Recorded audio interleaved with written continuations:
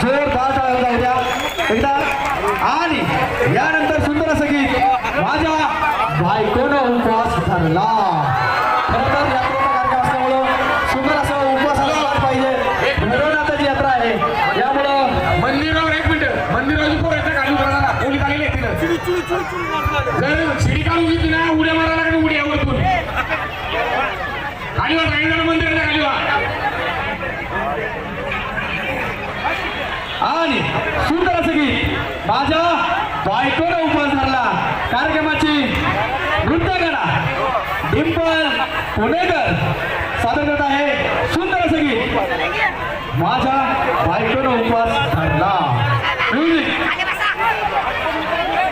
music music